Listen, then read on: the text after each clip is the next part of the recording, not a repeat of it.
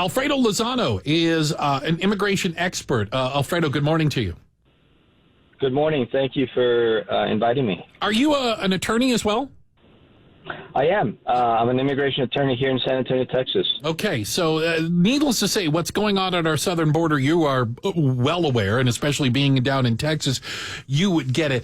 I'm trying to kind of break through some of the myths and understand more of it. Why a sudden surge now? I don't know. Okay. It's been reported that the surge started happening in June of last year. It was happening June of last year, but obviously it wasn't reported in the news. And number two, they knew that they would not be allowed into the U.S., but the surge was there. It was at the border. But they were just they were coming up and they were staying in Mexico. They weren't being able to come in the United States.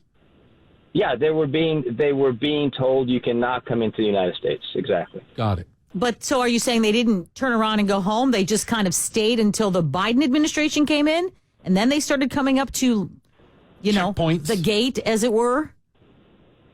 I don't know. That's one of the things that's not been very clear, and it hasn't been very transparent. I know in June that there was a lot of people at the border. They had already arrived.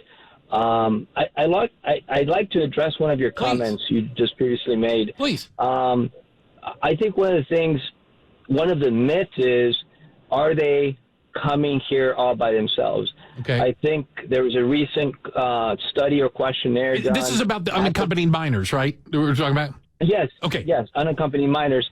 The question is, who are they going to be put up with? Right.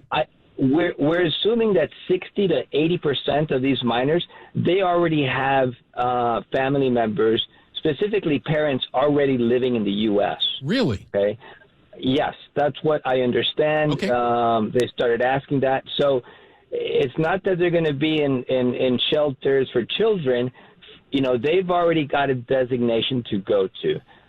They've already got some place to stay at. It may be at an uncle's, it may be at a father's house, mother's house, brother's house, sister's house, but they do have somewhere that they do have a destination. How difficult is it to match up a unaccompanied minor with a family member in the United States? I'm thinking there's probably, at some point, there's an age barrier. Even can you describe or explain?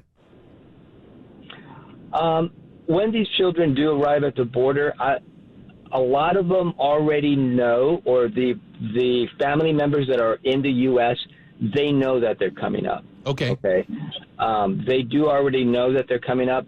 Prior to, even including this last administration, there was a system where they would be matched up. It was called Special Immigrant Juvenile Status.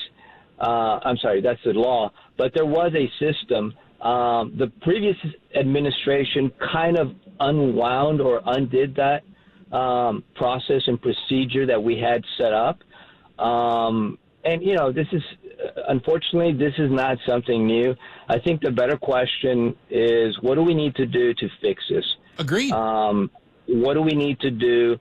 So I don't have construction employers. I don't have presidents of companies asking me, hey, what do I do? I keep advertising for these jobs. No Americans are applying for it, but I've got a bunch of people that do want to apply for it, and I can't give them the job because they don't have a good Social Security number. So, the labor workforce 2019, 2018, I had constantly companies coming up to me and saying, hey, what do we do? I need more workers. So, it'll come back again. Yes, 2020 was an odd year, but I think, if you've been listening to the news in these last 30 days, they assume the economy is going to be booming at the end of this year. So we're going to need more labor. There's so many opportunities here for everybody, and hopefully that's what everybody's looking at. Yeah. Well, we appreciate your insight into it, and we know that you're probably going to be pretty darn busy here as an immigration attorney coming up. Alfredo Lozano, thank you very much for your time.